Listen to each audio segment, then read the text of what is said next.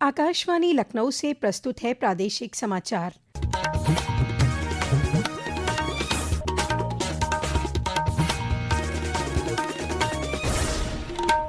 मुख्य समाचार। प्रदेश भर में उत्साह और हर्षोल्लास के साथ मनाया जा रहा है होली का त्योहार। अयोध्या, मथुरा और वाराणसी में रंगोत्सव की विशेष धूम। गोरक्ष पीठाधीश्वर और मुख्यमंत्री योगी आदित्यनाथ गोरखपुर में भगवान नरसिंह की रंगभरी शोभा यात्रा में हुए शामिल। कहा, जीवन में मर्यादा, भक्ति और समरसता है सनातन धर्म की ताकत। मुख्यमंत्री ने कहा, एक भारत श्रेष्ठ भारत की संकल्पना को साकार करने के लिए प्राण प्रण से जुटना सभी की जिम्मेदारी। और भारतीय विमानन कंपनियां खाड़ी क्षेत्र में फंसे यात्रियों को वापस लाने के लिए आज 58 उड़ानें कर रही है संचालित। नमस्कार, प्रदेश के समाचारों के साथ मैं दीबा हाशमी और अब समाचार विस्तार से। प्रदेश भर में रंगोत्सव होली पारंपरिक उत्साह और श्रद्धा के साथ मनाई जा रही है। अयोध्या, मथुरा, चित्रकूट, काशी और लखनऊ सहित राज्य भर में होली की धूम है। पेश है एक रिपोर्ट। फाल्गुन की पूर्णिमा के साथ ही पूरा प्रदेश रंगों, अबीर, गुलाल, लोकगीतों, लोक नृत्य और सांस्कृतिक हर्षोल्लास में शराबोर है। ग्रामीण इलाकों से लेकर शहरों की सड़कों तक होली न सिर्फ रंगों का जश्न बल्कि सामाजिक सौहार्द, आस्था और सांस्कृतिक विरासत की जीवंत मिसाल पेश कर रहा है। विभिन्न जिलों में अलग अलग परंपराओं और लोक संस्कृतियों के साथ मनाई गई होली में एक बार फिर गंगा जमुनी तहजीब को प्रभावी ढंग से उजागर किया। ब्रज की भक्ति, काशी की मस्ती, पूर्वांचल की लोक धुनों और अवध की तहजीब में प्रदेश को रंगों के ऐसे सूत्र में बांधा है जहाँ विविधता की सबसे बड़ी पहचान बनकर उभरी है। राज्य में रंगोत्सव और उससे जुड़े हुए सभी आयोजनों को शांतिपूर्ण ढंग से संपन्न कराने के लिए सुरक्षा के कड़े बंदोबस्त किए गए हैं। समाचार कक्ष से फजल इनाम। रामनगरी अयोध्या में होली का विशेष उल्लास है और हर तरफ निराली छटा बिखरी हुई है। एक रिपोर्ट। अयोध्या इस होली पर खूब इटलाई। विशेष आकर्षण का केंद्र भगवान रामलला रहे, जिनका भक्तों ने होली खेलते स्वरूप में दर्शन किया। सुबह रामलला को श्रृंगार के बाद गुलाल लगाने के साथ ही पिचकारी धारण कराई गई। रामलला के दरबार में संगीत की महफिल जमी और तुलसीदास के रचित बसंत के गीतों की धुन पर पुजारी जमकर थिरके। अयोध्या के 10,000 मंदिरों में भी यह दृश्य रहा, जहाँ मंत्रोच्चारण के साथ विग्रह को नए वस्त्र धारण कराकर विशेष व्यंजनों का भोग लगाया गया और फिर साधु संत और भक्तों ने अपने आराध्य से फूलों की होली खेली। तन्मय सोनी, आकाशवाणी समाचार, अयोध्या। काशी के घाटों पर विदेशी पर्यटक भी रंगों में शराबोर नजर आए और काशी विश्वनाथ धाम परिसर में फूलों की होली आकर्षण का केंद्र रही। एक रिपोर्ट। गंगा घाटों से लेकर काशी विश्वनाथ धाम तक काशी वासियों और बाहर से आए श्रद्धालुओं ने जमकर होली खेली और एक दूसरे को गुलाल लगाकर शुभकामनाएं दी। बाबा विश्वनाथ को गुलाल अर्पित करने के साथ पर्व की विधिवत शुरुआत हुई। धाम परिसर में फूलों की होली आकर्षण का केंद्र रही। इसी दौरान विदेशी पर्यटकों ने भी काशी की होली का लुत्फ लिया। पुलिस प्रशासन की कड़ी सुरक्षा व्यवस्था के बीच पूरा आयोजन शांतिपूर्ण ढंग से सम्पन्न हुआ। आकाशवाणी समाचार के लिए वाराणसी से मनीष सिंह। ब्रज क्षेत्र में रंगोत्सव का आनंद लेने के लिए देश विदेश से हजारों श्रद्धालु पहुंचे हैं। इस दौरान मंदिरों में राधा कृष्ण भक्ति के साथ रंग और संगीत का अद्भुत संगम देखने को मिल रहा है। और जानकारी हमारे प्रतिनिधि से। समूचे ब्रज मंडल में देश विदेश से आए लाखों श्रद्धालुओं ने जमकर होली खेली और माहौल फाग गीतों और रंगों की उमंग से सराबोर रहा। मथुरा के ग्रामीण इलाकों और शहरी क्षेत्र में होली के आयोजनों का क्रम जारी है। डैम्पियन नगर में आयोजित होली मिलन समारोह में लोगों ने बढ़ चढ़कर भाग लिया। ढोल नगाड़ों, फाग गीतों और रंग गुलाल के बीच प्रेम, सौहार्द और भाईचारे का संदेश दिया गया। कल विश्व प्रसिद्ध बलदेव में बलदाऊजी मंदिर में हुरंगा होगा। यहाँ देश विदेश से श्रद्धालु पहुँच रहे हैं। मोहम्मद उमर कुरैशी, आकाशवाणी समाचार, मथुरा। ब्रज क्षेत्र के पीलीभीत जिले में बसे बंगालियों, पूर्वांचल वासियों और थारुओं ने अपने अपने अंदाज में होली मनाई और धमाल टीमों ने होली का गीत गाकर मनमोहक प्रस्तुतियां दी। चित्रकूट में भी होली का उत्साह है। इस दौरान रामघाट में मंदाकिनी नदी के तट पर साधु संतों ने धूमधाम से होली मनाई। वहीं बाराबंकी जिले के देवा शरीफ में विश्व प्रसिद्ध सूफी संत हाजी वारिस अली शाह की दरगाह हिंदू मुस्लिम एकता की जीवंत मिसाल है। दशकों पुरानी परंपरा के अनुसार यहाँ आज प्रदेश के विभिन्न हिस्सों से आए हिंदू, मुस्लिम और सिख भाइयों ने दरगाह परिसर में वारिस अली शाह के मूल संदेश, जो रब है वही राम है, की अवधारणा के मुताबिक एक दूसरे को रंग और गुलाल लगाकर प्रेम और समरसता का पैगाम दिया।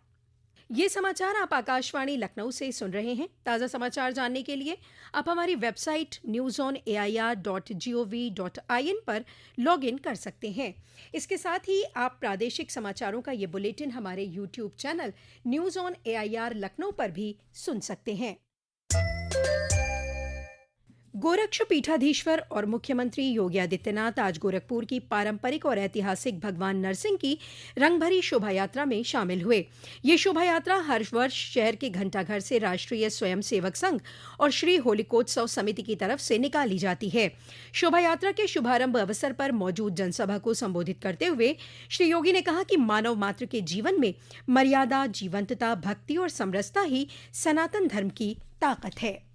होली का ये पर्व हम भारत में ऐसे समय में आयोजित कर रहे हैं जब पूरी दुनिया में अव्यवस्था है, अशांति है, अराजकता का सा वातावरण है, लेकिन भारत अपने यशस्वी नेतृत्व में आनंद और उत्साह के साथ, उमंग के साथ इस पर्व का आनंद ले रहा है। कहीं कोई भय नहीं, कहीं अराजकता नहीं, कहीं अविश्वास नहीं, हर ओर एक ही भाव है और वह भाव है सत्यमेव जयते का। हर ओर एक ही आवाज गूंज रही है, यह तो धर्मस्ततो जया। जहाँ धर्म होगा वहीं जय होगी, वहीं विजय होगी। जहाँ सत्य होगा वहीं जय होगी। और ये भाव हमारा सनातन वाक्य है, इसकी गूंज सर्वत्र हमें सुनाई दे रही है।